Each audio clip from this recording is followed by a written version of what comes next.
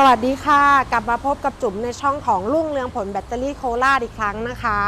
วันนี้นะคะจะมาให้ความรู้เกี่ยวกับแบตอะมาลอนนะคะที่ลูกค้าหลายๆคนเนี่ยชอบคิดว่าแบตอะมาลอนเนี่ยข้างในเป็นเจลข้างในไม่มีน้ำนะคะเป็นแบตแห้งสนิทอะไรอย่างเงี้ยค่ะแต่จริงๆแล้วเนี่ยมันไม่ได้เป็นแบตอย่างที่ลูกค้าคิดนะคะเดี๋ยวลองมาดูกันค่ะว่าข้างในเนี่ยมันมีน้ำหรือเปล่าเดี๋ยวจุ๋มจะทำให้ดูนะคะ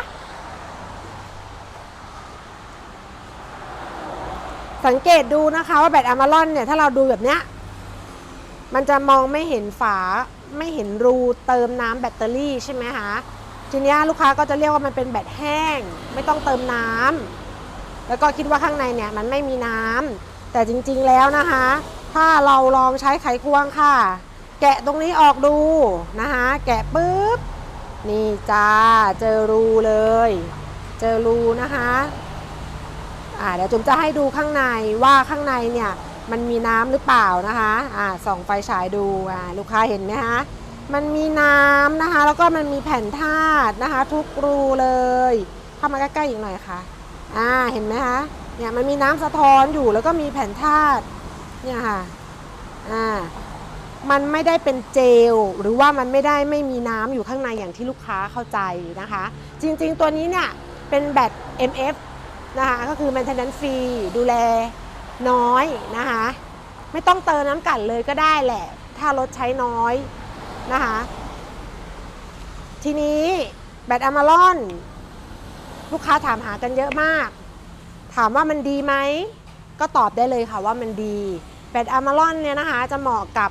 รถที่ติดเครื่องเสียงหรือว่าใช้ไฟเยอะๆนะคะเพราะว่าค่ากำลังสตาร์ทมันสูงแอมป์มันสูงนะคะแล้วก็แบตเตอรี่อะมาลอนเนี่ยมีข้อดีอีกอย่างหนึ่งก็คือว่า